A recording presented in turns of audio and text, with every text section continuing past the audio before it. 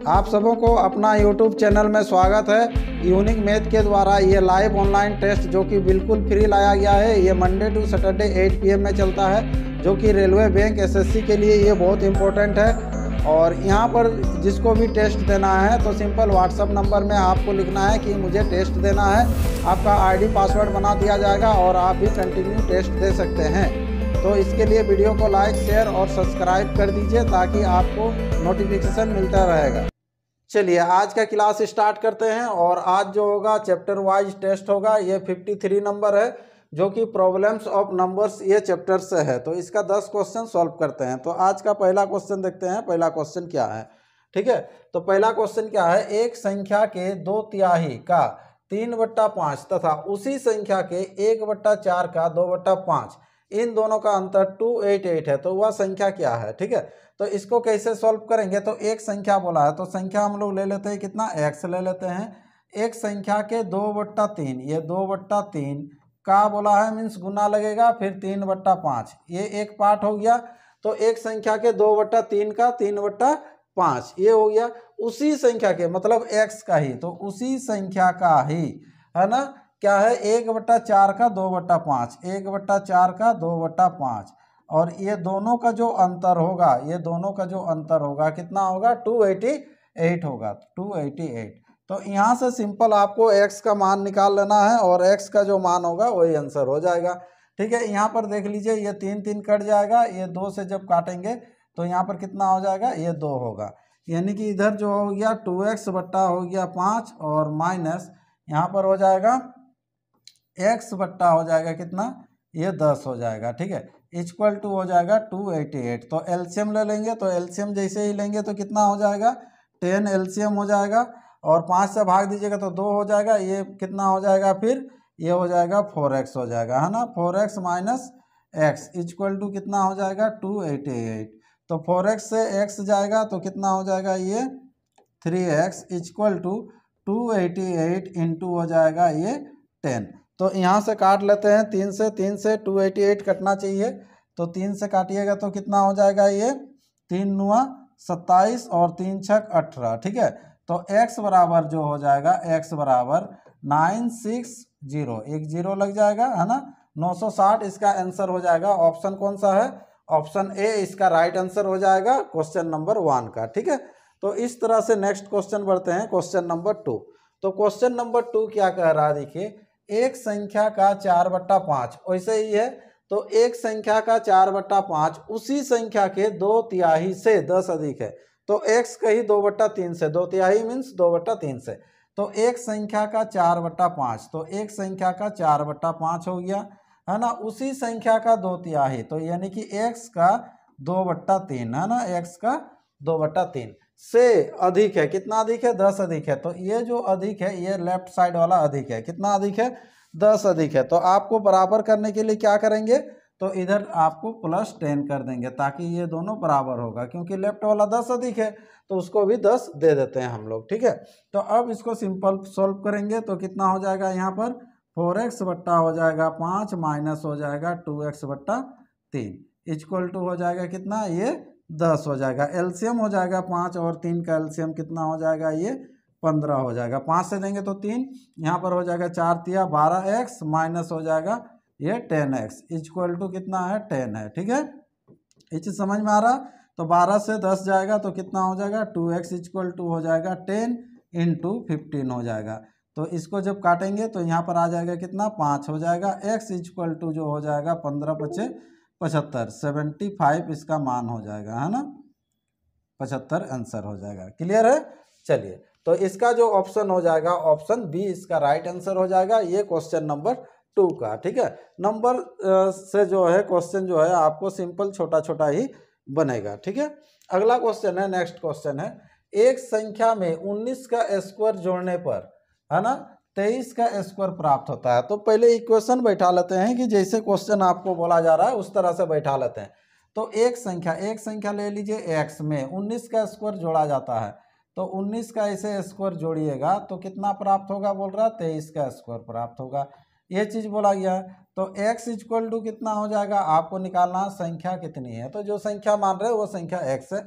X कितनी है, तो ए जो जाएगा उधर तो क्या हो जाएगा, माइनस हो जाएगा, यानी कि 23 का स्क्वायर माइनस 19 का ये स्क्वायर हो जाएगा। क्लियर है।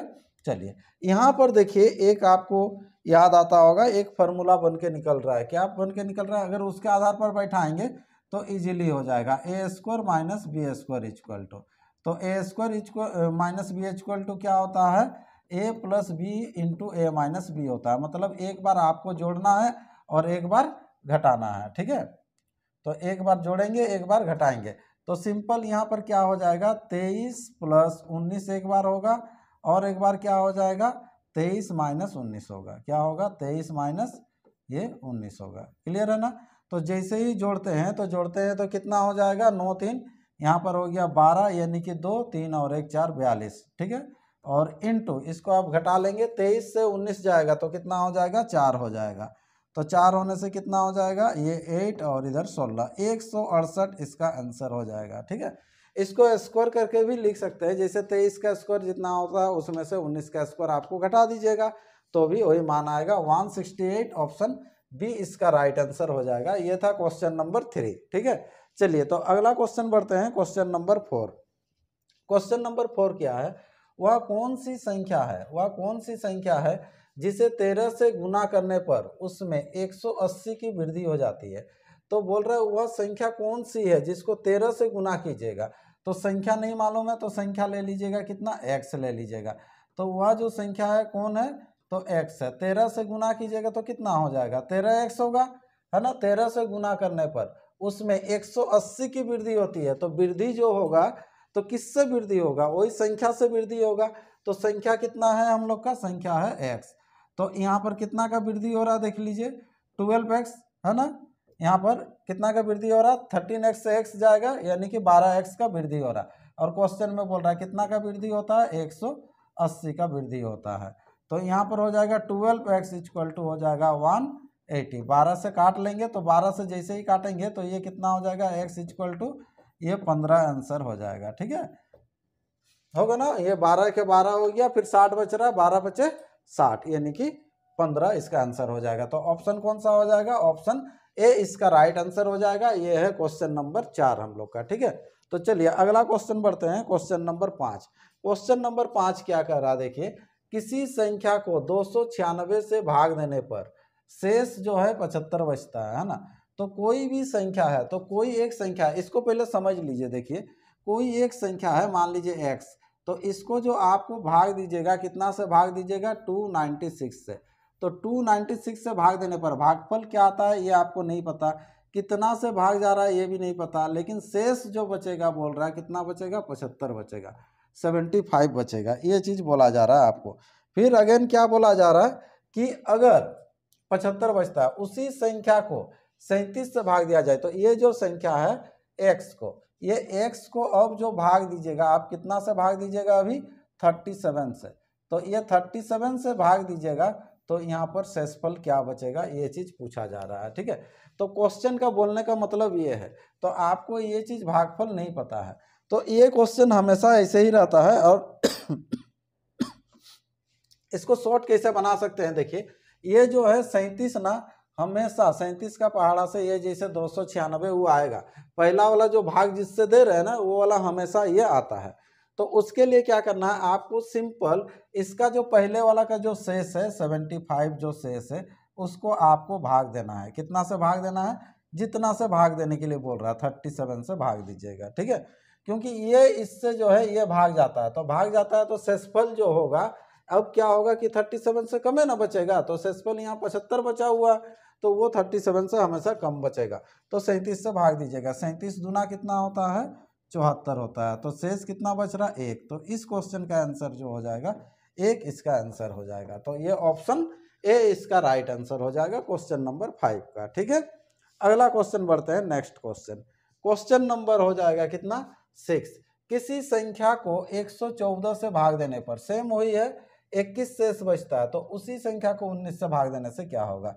तो 21 को सिंपल आप कितना से भाग दीजिएगा, 19 से भाग दीजिएगा, तो 19 के 19 होगा, तो शेष कितना बच रहा, 2 बच रहा, तो 2 आंसर हो जाएगा।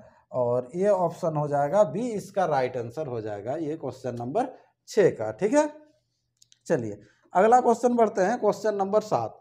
क्वेश्चन नंबर 7 क्या कह रहा है देखिए, 6 क्रमागत है ना, 6 क्रमागत प्रकृत संख्याओं में से पहली 3 संख्या का योग 27 है। तो ये जो क्रमागत संख्या रहता है लगातार जो है, कैसा संख्या है ये, यहाँ पर ले लेते हैं 6 संख्या है। हाँ चलिए ये मान के चलिए 6 संख्या है। तो 6 संख्या में से पहली 3 संख्याओं का योग 27 है। मतलब पहला जो 3 संख्या को जोड़िएगा तो 27 होना चाहिए। और कैसा संख्या है, प्राकृत नेचुरल संख्या है। तो 27 अगर होगा तो इसका एवरेज कितना हो जाएगा, देखिए पहला 3 का 27 बाई कर दीजिएगा 3। तो यानी कि पहला जो 3 संख्या है इसका एवरेज निकल के आएगा कितना, 9। माने बीच में होगा ये 9 अगर बीच में हुआ तो इसका आगे हो जाएगा 10, इससे पहले कितना हो जाएगा 8। यानी कि 8, 9 और 10 ये 3 संख्या है। तो आगे का जो संख्या होगा तो बोल रहा शेष 3 संख्याओं का योगफल क्या है। तो ये तो पहला 3 संख्या हुआ, तो आगे का जो 3 जो संख्या है उसका योगफल क्या होगा। तो आगे का संख्या कितना हो जाएगा, सिंपल देखिए। तो आगे का संख्या हो जाएगा, यहाँ पर हो जाएगा 11, 12 और यहाँ पर हो जाएगा 13। तो इसका योग कितना होगा, तो इसका योग 12 या 36 ये योग हो जाएगा। तो आगे जो 3 संख्या था उसका योग पूछ रहा था, योगफल कितना होगा, 36 आंसर हो जाएगा ऑप्शन ए। ये सिंपल है क्वेश्चन, ठीक है। इस तरह से आप बना सकते हैं, क्योंकि ये क्रमागत संख्या लगातार संख्या है तो बैठा सकते हैं, ठीक है। और नहीं तो दूसरा क्या प्रोसेस है कि पहला 3 संख्या जो है आप ले लीजिएगा, एक्स ले लीजिएगा, चलिए x ले लीजिएगा, आगे हो जाएगा क्या होगा, x + 1 हो जाएगा, आगे हो जाएगा x + 2। तो ये 3 संख्या का योग पहले कर लीजिएगा, कितना हो जाएगा 27। तो जैसे ही 27 करेंगे, यहाँ से कुछ थोड़ा बोर्ड प्रॉब्लम कर रहा है, ठीक है। चलिए तो ये 27 जैसे ही हो गया, यहाँ से x का मान निकाल लीजिएगा। तो x का मान जैसे ही आ जाएगा उसके बाद क्या करेंगे कि इसका बाद वाला संख्या को हम लोग निकाल लेंगे। तो इसका बाद वाला संख्या क्या हो जाएगा, x + 3, x + 4 और x + 5। तो फिर उसको जोड़ लेंगे, ठीक है। चलिए नेक्स्ट क्वेश्चन बढ़ते हैं, अगला क्वेश्चन, क्वेश्चन नंबर 8 क्या कह रहा है देखिए, 5 क्रमागत विषम संख्याओं का योग 235 है। तो 5 क्रमागत मीन्स होता है लगातार, और कैसा संख्या है, विषम संख्या है, ठीक है। यहाँ पर देखिए ये 5 विषम संख्या है। विषम संख्या में 2 का डिफरेंस होता है, ठीक है, का योग 235 है। तो योग अगर 235 है, सबको जोड़ने से 235, इनमें से बीच वाली संख्या क्या है, तो बीच वाली संख्या क्या है। तो ये हमेशा जो बीच वाला संख्या होता है, अगर डिफरेंस अगर समान रहेगा तो बीच वाला ही औसत होता है। और औसत बराबर क्या होता है, योग बट्टा संख्या। तो योग दिया हुआ 235, 5 संख्या है तो सिंपल आप 5 से भाग दे दीजिए, 5 चौके हो जाएगा कितना 20 और 5 सत्ते 35, यानी कि बीच वाला जो संख्या हो जाएगा 47 इसका राइट आंसर हो जाएगा। ये ऑप्शन ए इसका राइट आंसर होगा, ठीक है।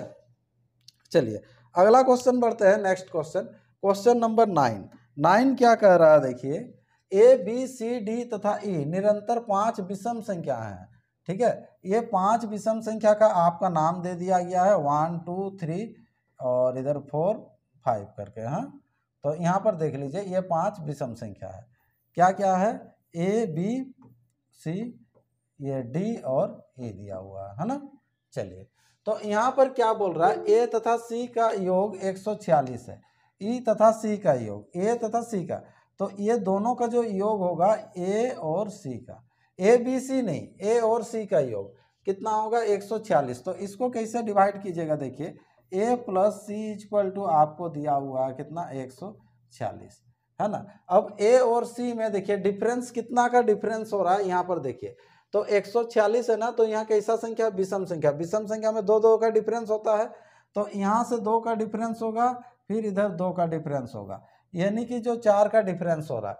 तो ये दोनों के बीच में 4 का डिफरेंस होगा, तो संख्या कितना कितना लेंगे कि 4 का डिफरेंस होगा, ठीक है। अगर मान लीजिए इसको बराबर अगर बांटते हैं तो कितना हो जाता, 73 होता है, कितना होता 73 होता है, बराबर अगर लेंगे तो।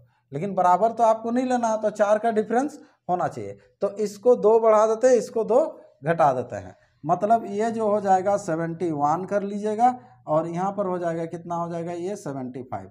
देखिए फिर से जब अगर इसको जोड़ते हैं तो 146 आएगा। देख लीजिए 1 और 5 कितना हो जाएगा, 6, 7 7 14।